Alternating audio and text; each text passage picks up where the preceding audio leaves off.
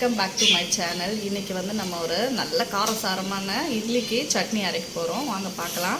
நல்லா ஒரு mixie jar எடுத்துக்கோங்க. ஃபஸ்ட்டு வந்து சீரகத்தை போட்டுக்கோங்க. என்னக்கா பூண்டு ஒரு 7 பல் பூண்டு போட்டுக்கோங்க.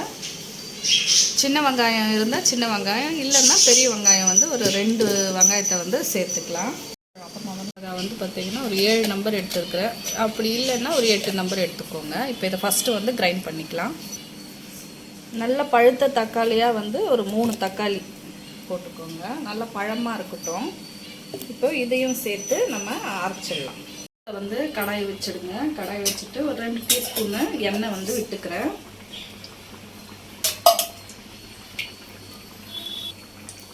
கடுகு போட்டுடலாம். பெருங்காயம் சேர்த்துக்கலாம். இப்போ கருவேப்பிலை, மிக்சியில் அரைச்சி வச்சுக்கிட்ட விழுத நம்ம இந்த கடாயில் போட்டுக்கலாம். இப்போ இது வந்து பச்சை வாசனை போகிற வரைக்கும் நல்லா வதக்கி விட்டுக்கோங்க. தேவையான அளவு சால்ட்டு.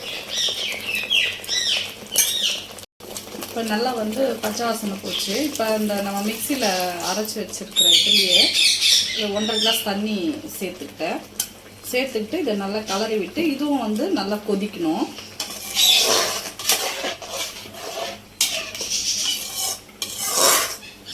இதை மூடி வச்சிடலாம்.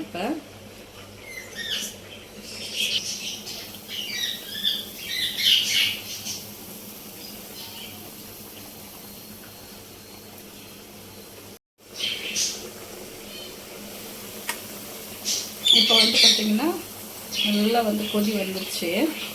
இந்த கிளாஸ் பாருங்கள். இந்த கிளாஸில் வந்து நான் வந்து நல்லா புளிச்ச மாவு, இட்லிக்கு அரைக்கிறோம்ல புளிச்ச மாவு, அது ஒரு சின்ன கப்பில் வந்து நல்லா கரைச்சி எடுத்துக்கோங்க. இது ஒரு டிஃப்ரெண்ட் டேஸ்ட் இருக்கும். இதை விட்டுடலாம்.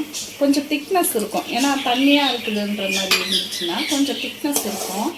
இந்த சட்னி வந்து பார்த்திங்கன்னா ரொம்ப கெட்டியாக இருக்காது. இந்த தக்காளி சட்னி கொஞ்சம் லிக்விடாக தான் இருக்கும். நல்லா ஊற்றி சாப்பிட்ற மாதிரி தான் இருக்கும்.